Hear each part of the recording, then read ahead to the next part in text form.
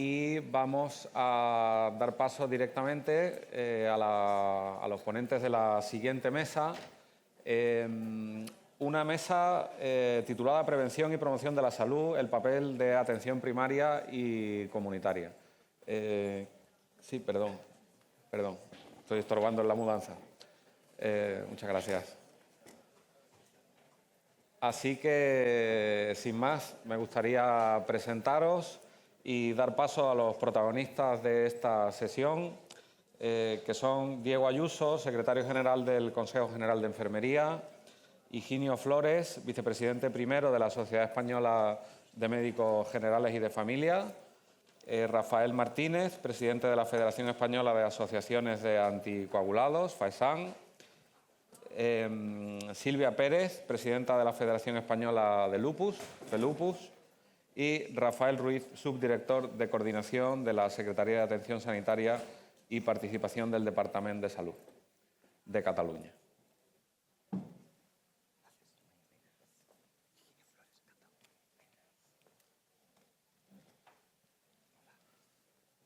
Muy buena. Muy buena. Pues bienvenidos todos.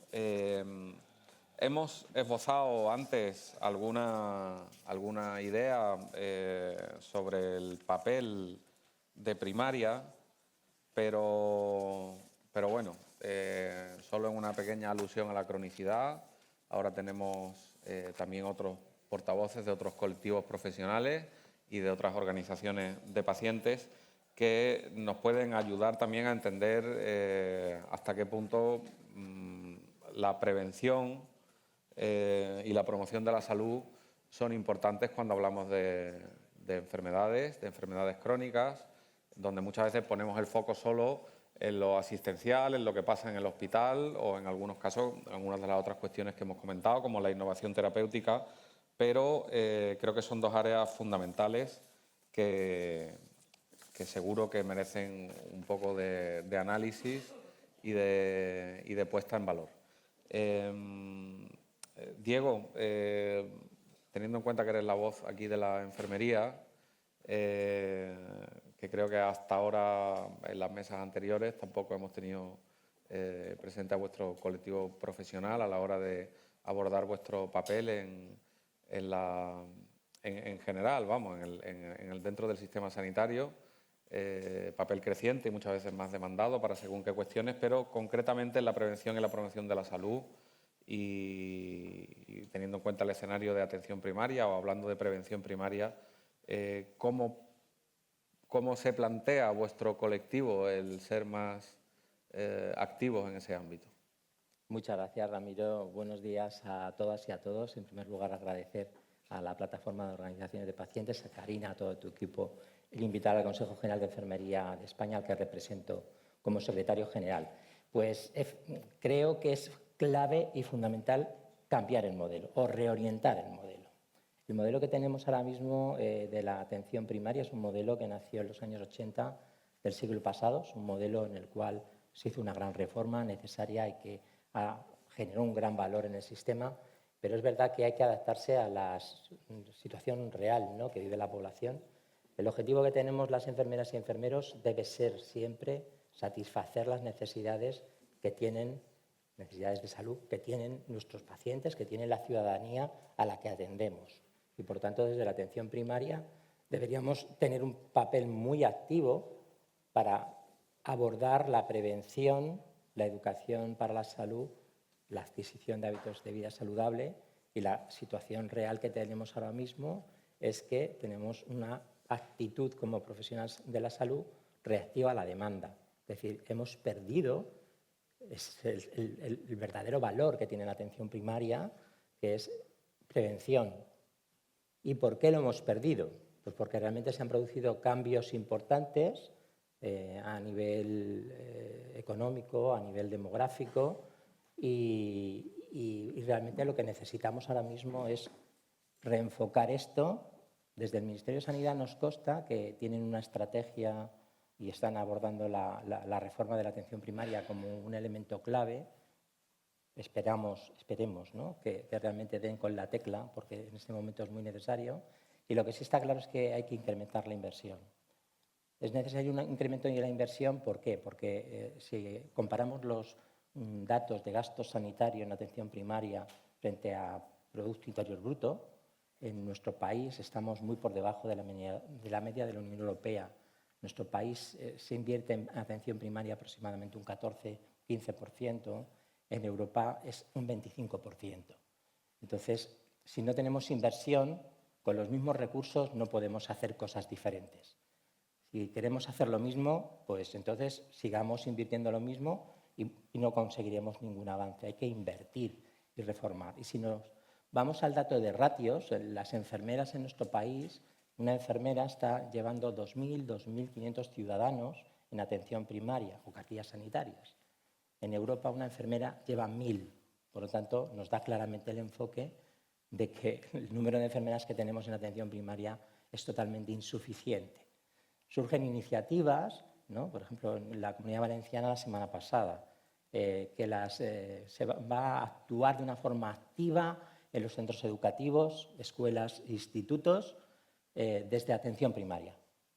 Pero el resultado es, se prometieron 300 enfermeras y a día de hoy no hay ninguna. Entonces, es que lo hagamos con las mismas enfermeras que tenemos en la Comunidad Valenciana. Miren ustedes, esto es imposible, así no vamos a avanzar. Y luego hay otro aspecto muy importante, es las especialidades. Las especialidades de enfermería, nuestra profesión tiene 6 especialidades. 6, nada más. Es un Real Decreto del año 2005, el Real Decreto 540-2005, y de las 6, una de ellas es enfermera especialista en atención familiar y comunitaria. El nombre de la especialidad dice claramente que hay que actuar en la familia y actuar en la comunidad de forma activa.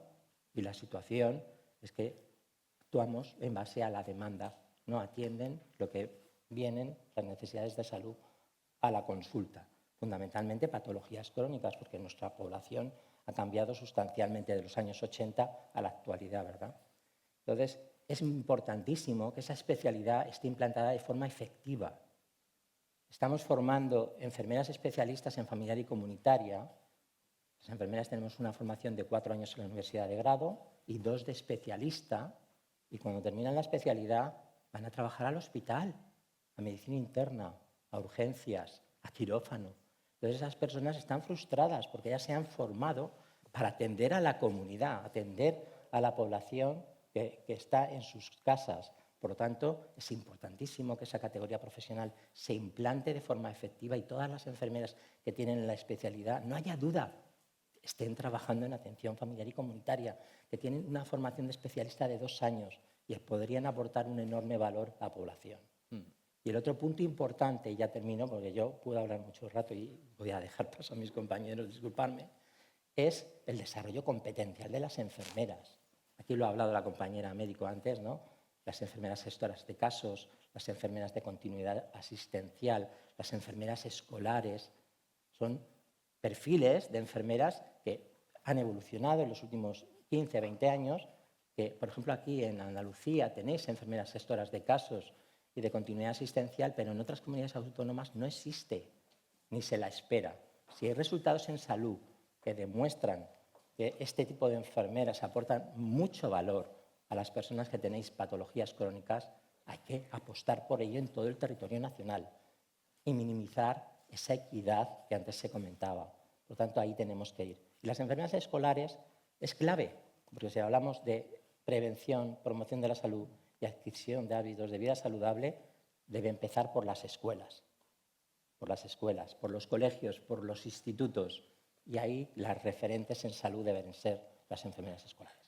Muy bien, pues muchísimas gracias por el repaso y la puesta en valor del colectivo que sé que hace falta.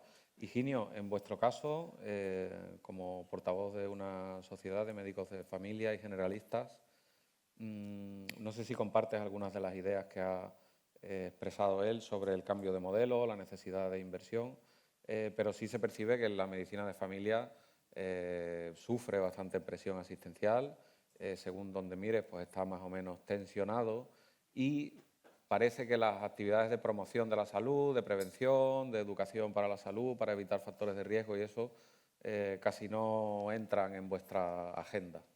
¿Eso es así o es cuestión también de coordinaros mejor con otros profesionales de vuestro mismo nivel asistencial? Pues, muchas gracias. Quisiera empezar excusando la presencia de mi presidenta, la doctora Pilar Rodríguez Ledo, que es la que estaba invitada y iba a ir inicialmente a compartir con todos ustedes este ratito aquí esta mañana en su congreso. Y bueno, lo que sí me ha transmitido es que el agradecimiento por invitarnos, y no solamente el agradecimiento por invitarnos, sino nuestra actitud activa por seguir participando en foros de este calado, porque entendemos que es donde los médicos de familia pues, podemos dar nuestra visión, como me pedía ahora el moderador, ¿no?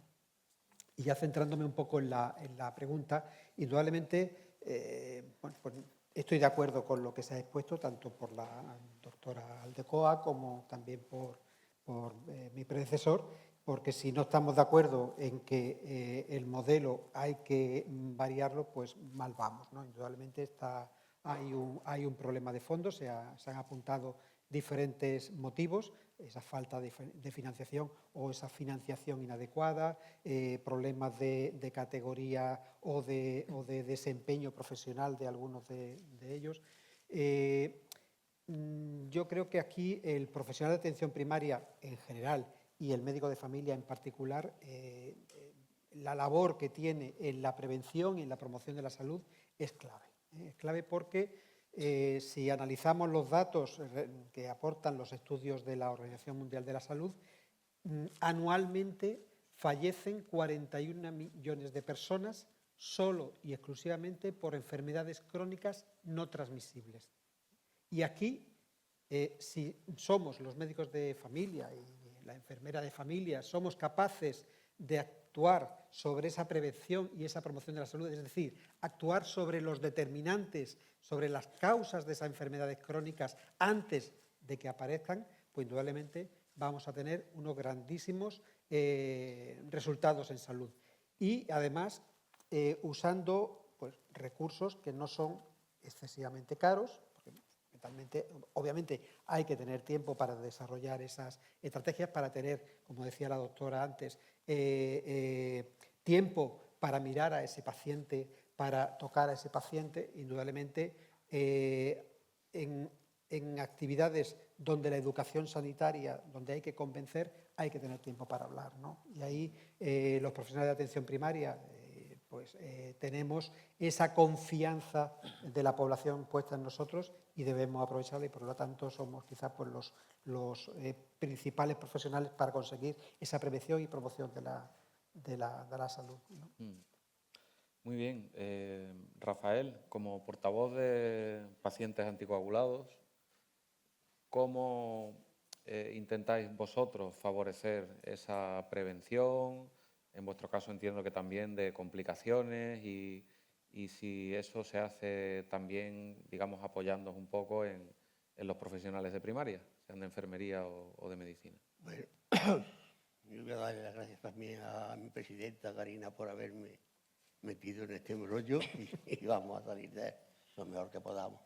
Bueno, yo como presidente de los anticoagulados de España, por lo cual soy el presidente nacional, lo que tengo que exponer y reclamar es la falta de profesionalidad que ya se ha comentado mucho en las asociaciones y sobre todo financiación para poder desarrollar nuestras actividades.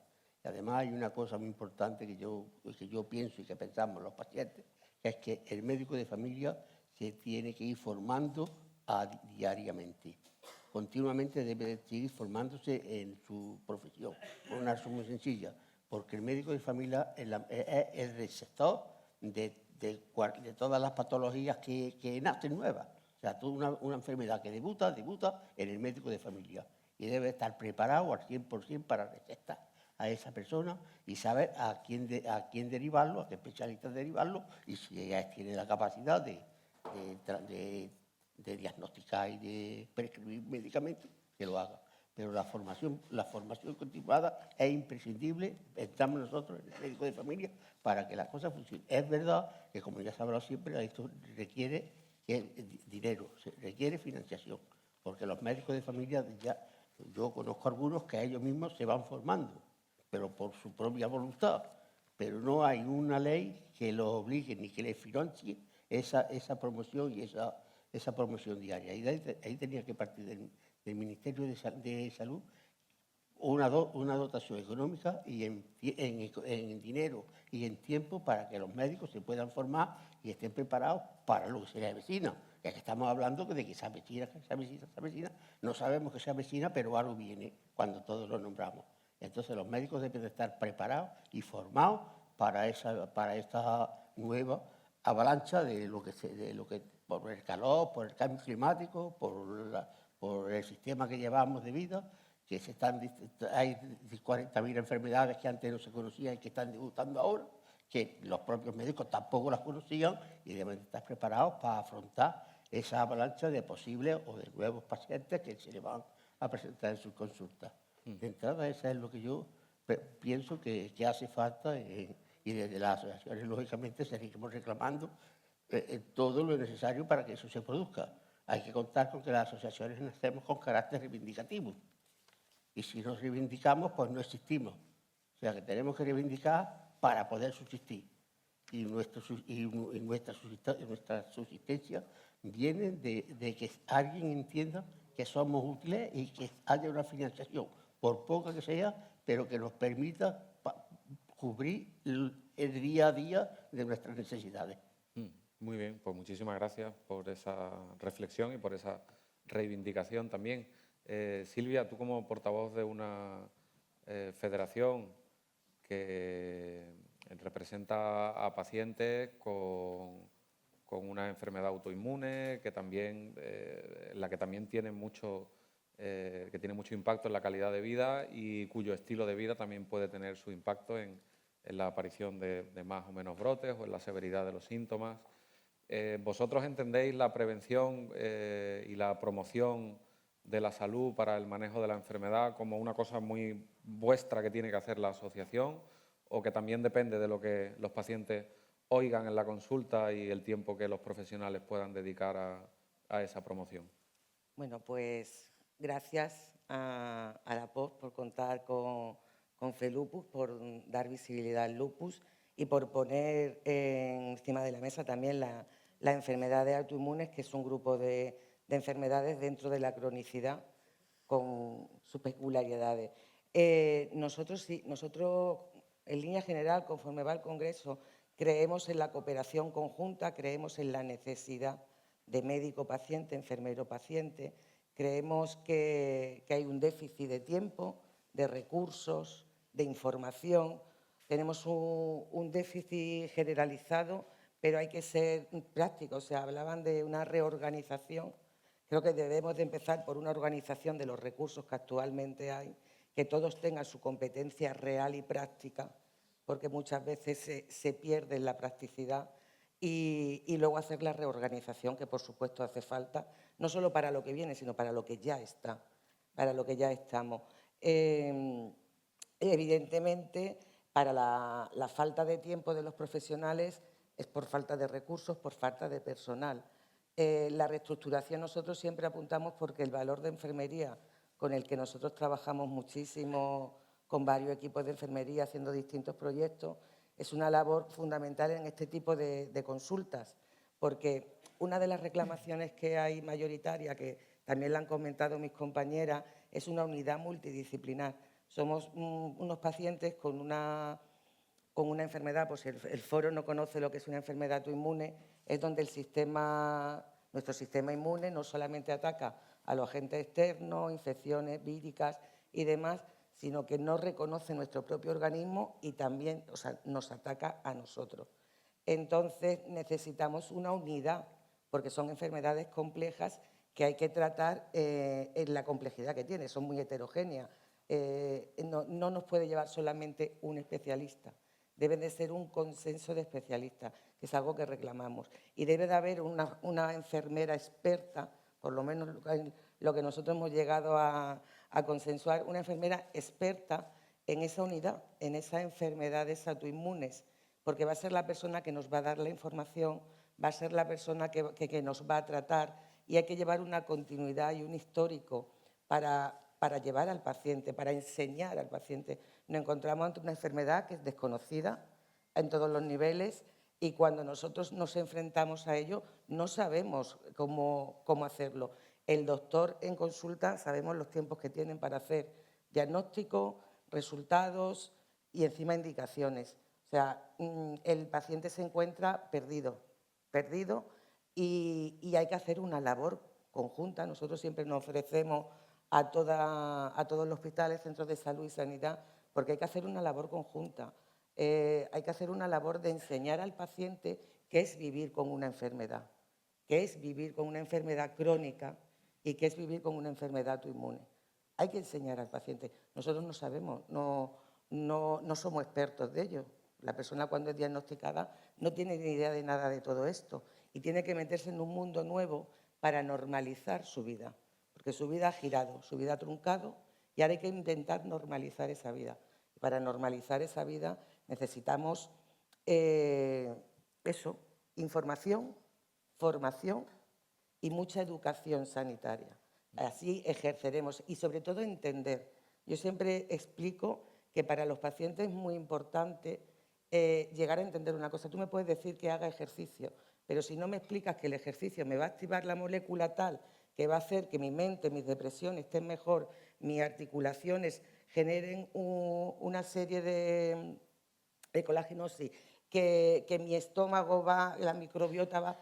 Tenemos que entender para ejercer y así ejerceremos la vida saludable que nos piden, entendiendo el porqué, la adherencia al tratamiento, entendiendo el porqué. O sea, hay que tener en cuenta que los profesionales, cuando tienen enfrente a un paciente, es una persona que no tiene ni idea de nada de sanidad, de nada de ciencia y de nada de investigación. Entonces, hay que empezar desde una base donde no se tiene ni idea y poco a poco ir haciendo al paciente. A mí la palabra empoderar la hemos usado mucho, pero cada vez me gusta menos. No empoderar al paciente, sino informar al paciente para que el paciente sea parte activa en consensuar tratamiento, en consensuar tu calidad de vida, cómo quieres que sea. Porque no es lo mismo, porque habrá pacientes que le digas de poner cortisona y te digan que no, habrá pacientes que le digas de poner inmunosupresores y te dirán que no. Antiguamente teníamos menos tratamientos, hoy en día se está abriendo la diversidad terapéutica y hay que exponer al paciente, explicar al paciente, tenemos esta diversidad terapéutica, con esta tienes estos pros, contras, y el paciente con el médico con la profesionalidad y la experiencia aconsejará. Y el paciente, que es su vida, su salud, ayudará al médico a llegar a consensuar sobre un tratamiento más adecuado a las pretensiones de cada uno, que es la manera que nosotros entendemos integrar al paciente en lo que realmente se mueve sanidad, industria y demás, que es por y para el paciente. Entonces, tener al paciente, contar con la voz del paciente y el voto del paciente. Muy bien, pues muchísimas gracias. Y creo que lo dejas perfectamente en bandeja para ver si Rafael, ya que tu hábitat natural es la gestión sanitaria, nos puedes ayudar a entender cómo puede atención primaria abrir campo y, digamos, desarrollar más actividad en esa necesidad de formación, educación sanitaria e información de los pacientes. Bueno, yo, en primer lugar, agradecer a la organización la invitación. La verdad es que creo que estos foros en los que nos podemos reunir profesionales, gestores, pacientes, yo creo que son foros muy ricos y, por tanto, a partir de aquí, poder compartir, ¿no?, las visiones diferentes y poder compartir también propuestas y maneras de trabajar, yo creo que también nos ayuda mucho. Por tanto, muchas gracias. Y respecto a la pregunta, Ramiro, yo creo que, en primer lugar, a mí sí que me gustaría reivindicar un poco, quizás como médico de familia también me pasa, ¿no?, reivindicar el papel de la primaria, que hace más de 35 años en este país que está, digamos, tiene un papel muy activo en todo lo que es la prevención y la promoción, ¿no? Desde los años 80, con la creación del protocolo de actividades preventivas en atención primaria por la SENFIC, ¿no?, y que luego se ha ido extendiendo a más de 600 centros en todo el país. Creo que la primaria siempre ha sido, desde sus profesionales médicos, enfermeras y el resto de profesionales, un poco la punta de lanza de que una visión más holística, una visión más más humanitaria de la persona, teniendo en cuenta no solamente la enfermedad, sino también todas sus circunstancias, y a partir de aquí emprender estrategias que vayan en pro de la prevención y la promoción, ha sido, yo creo, un factor que define la atención primaria de los últimos años de manera clara, ¿no?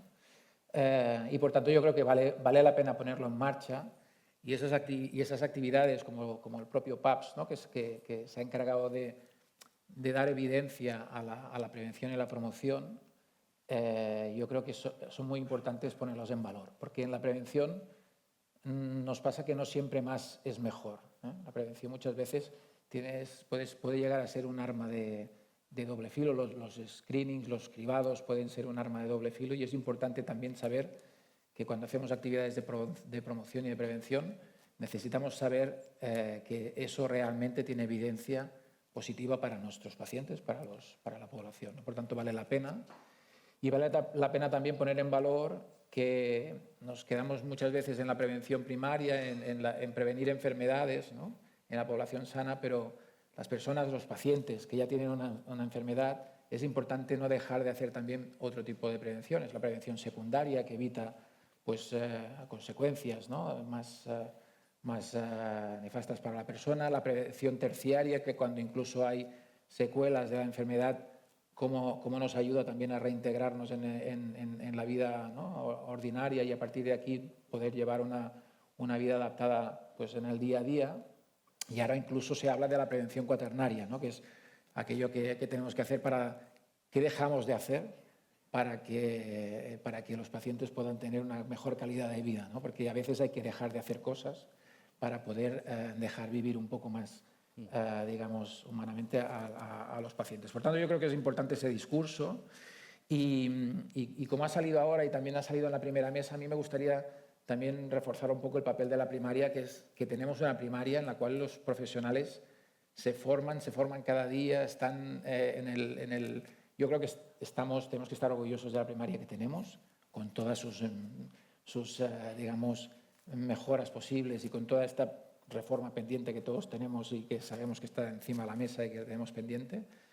Pero cuando miras datos de otros países europeos, estamos en el top 3 de países con menos hospitalizaciones evitables. Por tanto, estamos haciendo una prevención primaria y secundaria con la cual evitamos hospitalizaciones al más alto nivel. A nivel europeo, que es donde hablamos, digamos, donde nos comparamos mejor en nuestro entorno, estamos en los 3 mejores países a la hora de evitar hospitalizaciones a nuestros pacientes. Por tanto, yo creo que eso también vale la pena ponerlo sobre la mesa.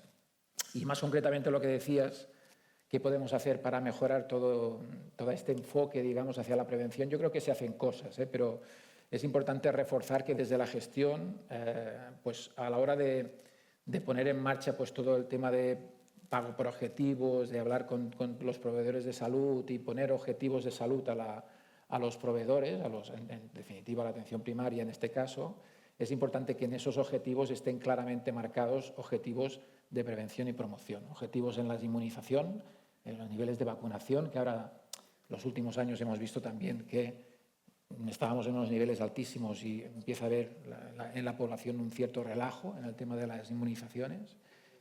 Temas de cribados también, lo que decíamos antes, ¿no? Detectar pues, la diabetes en pacientes que debutan, o hipertensión o otras enfermedades cardiovasculares.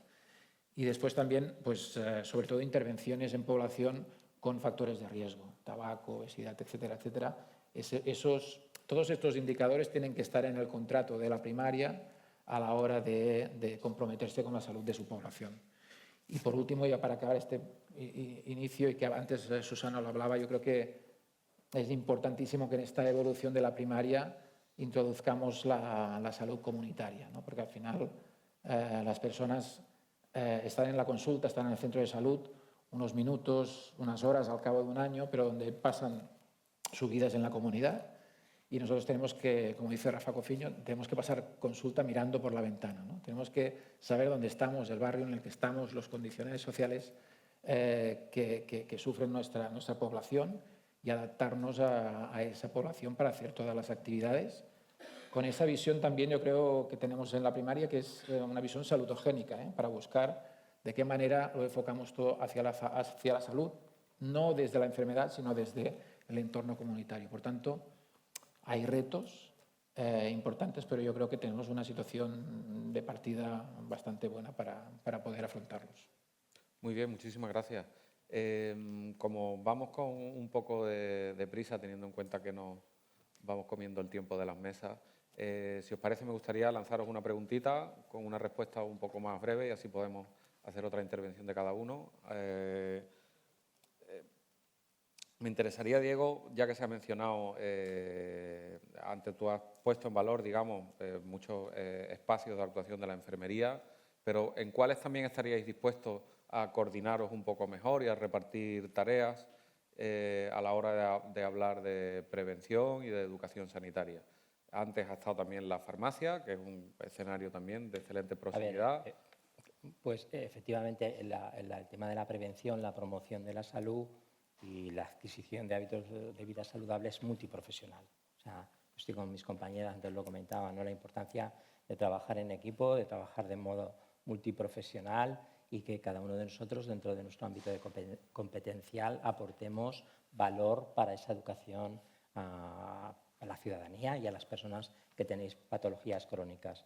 Silvia ha comentado muy bien, ¿no?, la necesidad que tienen, es decir, una persona que tiene una patología crónica necesita ser escuchada, necesita tiempo para que se le informe con detalles, se haga esa educación, se haga esa formación de la enfermedad, y yo creo que las enfermeras ahí tenemos una postura privilegiada, ¿no?, por nuestro rol de que somos profesionales que estamos muy accesibles, muy cercanos a la población, tanto en primaria como en hospitalaria, la posibilidad de participar de una forma mucho más amplia, ¿no?, en este tema, haciendo que el paciente, la persona con una patología, conozca bien su enfermedad y podamos hacer que autogestione su proceso de salud-enfermedad. Ese es el gran valor que yo creo que las enfermeras podemos hacer. Si logramos que la persona con una enfermedad tenga el conocimiento suficiente y nos tenga como referentes para cualquier duda, pero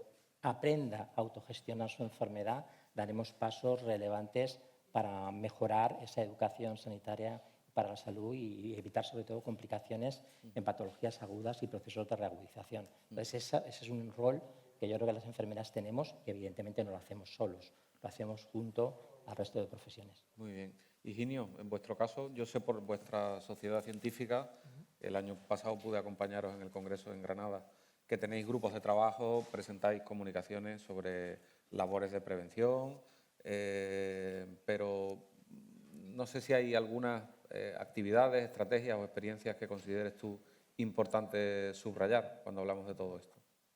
Pues sí, y recogiendo también el encargo de don Rafael, pues indudablemente es responsabilidad de las sociedades científicas el mantener a sus médicos formados y al más alto nivel, ¿no?, donde intentar que la evidencia científica sea la máxima posible.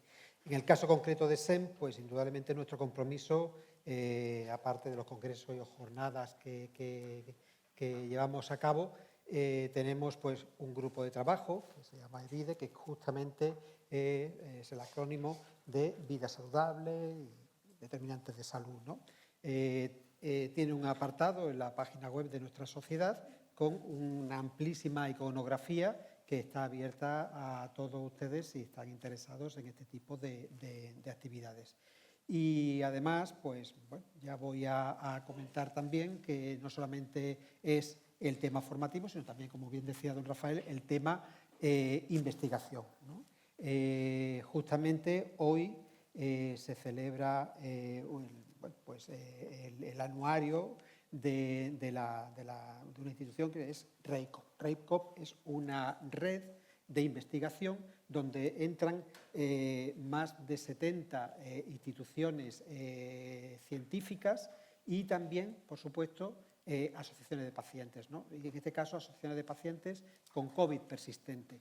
Bueno, pues hoy es motivo para la SEM de estar contentos en el sentido de que estamos celebrando no solamente el anuario, sino también que el que nos hayan un proyecto de investigación esté financiado por el Instituto San Carlos III, ¿no? Con lo cual, pues estamos muy contentos. Y esa es fundamentalmente la labor de nuestra sociedad científica. Muy bien, muchísimas gracias.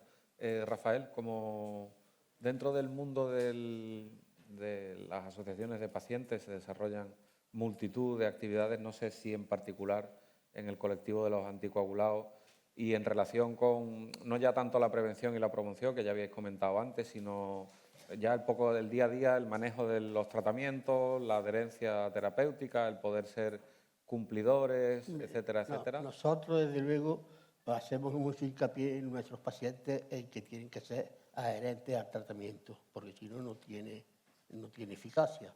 Entonces, lo que hacemos, para eso lo que hacemos es dar charlas y conferencias y jornadas de educación en salud, que hacemos una al año, que yo ahora la hago en noviembre, y nos volcamos mucho en eso, en la promoción, o sea, en la educación al paciente.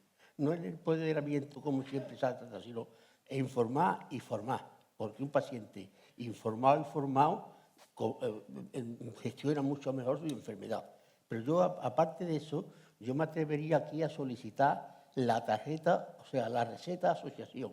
Y me voy a explicar. Estamos diciendo que a los médicos les falta tiempo para explicar. Y yo digo, una persona que debuta en cualquier patología, que sale de la consulta médica con la cabeza como una olla, de toda la información que el médico le ha ido dando de la enfermedad que acaba de debutar, que sale con un montón de fármacos que antes salía con la receta en papel, ahora afortunadamente se la lleva en la tarjeta sanitaria y no lleva el papel. Pero aparte de eso, debía surgir la receta asociación. Eso quiere decir que todos los médicos, según las patologías, dieran. Y aparte de eso, hay una asociación cerca de aquí que llevan algunas personas 20 y 30 años conviviendo con lo que tú tienes y te pueden informar. Afortunadamente, en mi asociación tenemos 3 asesores científicos, que uno es un médico de familia, otro es un cardiólogo y otro es un hematólogo. Y además tenemos psicólogas, o sea que estas personas pueden darle a este paciente que debuta la mejor visión de su enfermedad. Entonces, dentro de que estamos reclamando que el tiempo sea efectivo y que el médico tiene 4 minutos para cada paciente y tiene que ocultarlo, tiene que recetarlo, y no tiene tiempo, vamos a aprovecharnos de un colectivo de miles de personas que estamos trabajando, además trabajando con el corazón y sin interés ninguno, y que los pocos conocimientos que tengamos nosotros, que nos los puedan sacar. Pero para sacarnos nos tienen que mandar a los pacientes. Nosotros no sabemos dónde están. Yo sé que en Córdoba hay 14.000 pacientes anticoagulados, pero no sé dónde están. Sé que en mi asociación hay 300 socios. Muy bien. Por eso digo que es importantísimo que se pudiera colaborar de esa forma con que el paciente entendiera o que supiera que hay alguien en su localidad. Si no lo hay en su localidad, pues habría otra más cercana, pero en fin, aprovechar lo que estamos y que nos aprovechen los pocos conocimientos que tenemos, que algunos tendremos. Sobre todo por la experiencia de la vivencia que llevamos ya, algunos como yo, 20 años. Muy bien. Silvia, en vuestro caso, para poder favorecer la prevención de complicaciones, a nivel asociativo, ¿qué claves echas tú más de menos? Si es interlocución con profesionales, recursos para las propias asociaciones. Hombre, evidentemente creo que eso además es un tema que hemos hablado mucho en la plataforma de la organización de pacientes. Evidentemente, igual que hay un presupuesto para sindicatos, un presupuesto para ayudar a partidos políticos en elecciones, puede haber un presupuesto para el movimiento asociativo, que no dejan de ser, en su mayoría, pacientes. Somos pacientes, voluntarios, entregando nuestro tiempo y con mucho corazón, como dice don Rafael, con mucho corazón para hacer cosas y emoción, para poner emoción y pasión. Entonces, evidentemente, podría haber y dotarse de una partida presupuestaria para ello. Pero al margen de eso, no quiero dejar de resaltar la importancia de atención primaria, donde yo incluyo médicos y enfermeros, porque los convertimos en héroes, dándole 4 o 5 minutos para que hagan un diagnóstico con 3 detalles de miles de enfermedades. O sea, no los convirtamos en superhéroes ni valientes. no nos gustan esos términos, que tengan su tiempo, que puedan disponer de lo que necesitan para poder hacer una valoración. Y así podremos tener diagnóstico precoz, no tardío, porque ya sabemos que cuando un diagnóstico, por ejemplo, en enfermedad autoinmune, y usted me lo podrá corroborar, cuando un diagnóstico llega tarde, que en nuestro caso suele ser entre 4 y 8 años, llega una consecuencia de daño acumulado en órganos y de comorbilidades que van a ir en una predisposición para el paciente. Entonces, es algo muy importante que también hay que mirar. No es que sean los primeros de batalla, es que son los primeros decisores para luego poder derivar a un especialista, tener una figura de coordinador, que yo muchas veces me cuestiono porque estamos en charlas, congresos, y siempre sobre el papel se supone que tenéis firmado un coordinador entre atención primaria y especialidades, se supone que existen unas unidades multidisciplinares, que además hay carteles en la puerta de las consultas, pero luego la realidad que nosotros los pacientes tenemos no es esa. No cuenta nuestra atención primaria, no cuenta con un coordinador con especialidades. Nosotros no contamos con una unidad multidisciplinar, sí, perdón, a lo mejor hay 4 o 6 en toda España, pero nosotros hablamos de equidad en acceso al tratamiento. ¿Para qué empujar la investigación si vienen los tratamientos y ahora, según, no el código postal ni la comunidad autónoma, según el hospital que te toque, tendrás acceso o no a ese tratamiento? Esa desigualdad en atención sanitaria, un paciente, que además cada vez nos comunicamos más, nos movemos más, porque si algo ha tenido las redes que nos está uniendo más y más fuertes, y entonces al tener más información, a mí no me parece justo que una persona que vive en Ciudad Real, Castilla-La Mancha, o sea, en Barcelona, en Galicia, tenga mejor atención sanitaria que una persona que vive en Jaén, tenga mayor acceso al tratamiento que a mí me haría falta que una persona que vive en... Quiero decir que hay que ver y mirar por el paciente, pero no sobre el papel, sino trasladarlo a una realidad. Y entonces, en el momento que el paciente tiene información, va a ejercer su autocuidado y va a tener una mejor proyección y abordaje, se reducirán los tiempos y costes de una atención de enfermería, de una atención... Por ejemplo, sin ir más lejos, y aprovechando que tenemos aquí a don Rafael, yo como anticoagulada estoy en un proyecto piloto donde mi INR me lo hago en casa. Yo no voy a consulta ya ni de hematología, que es donde estaba antes, ni de ATS o de enfermeros como estaba ahora. Me lo hago en casa. Una educación al paciente puede llegar a que el paciente se haga su INR en casa. Hablando de lo que acaba de decir, voy a hacer un inciso, que desde la Federación Española de Pacientes Anticoagulados llevamos años pidiéndole al Ministerio que ponga en la cartera de servicio el autocontrol para los pacientes anticoagulados. Porque hay muchos que hoy, afortunadamente, desde hace 10 años, con los anticoagulantes de acción directa, han dejado de tomar Sintrón, entonces están exentos del INR y de lo que es el rango terapéutico. Sí. Pero los que tienen los valvulares y algunos otros pacientes que porque no pueden acceder porque los fármacos nuevos no les vienen bien, necesitan la prueba del INR cada 15 días, cada 10 días, o cada 20 o cada mes. Y están atados, tienen el cordón umbilical atado al centro de salud o al hospital que le corresponda. Cuando con el autocontrol, el paciente bien enseñado y bien preparado se puede, lo mismo que el diabético lleva toda su vida pinchando de la insulina. Pues hay fórmulas en España desde hace 20 años que se pueden hacer el autocontrol, sin embargo no lo ponen en la cartera de servicio. Es un ejemplo de detrimento al paciente, claro, calidad de vida, claro, vida laboral y detrimento al servicio de enfermería. O sea, cómo se pueden ir mejorando las cosas. Claro. Es un ejemplo por eso, pero... Y el acceso al tratamiento, por favor, muy importante que lo tengan en cuenta. Y las vacunas se puede desviar a farmacia, que están sobradamente preparados, y descargar a enfermería. Es que se puede reestructurar todo de tal manera que si no escucharan a los pacientes, llamen a la POP. Si escuchan a los pacientes, les vamos a resolver la mitad de la organización. De los problemas, ¿verdad?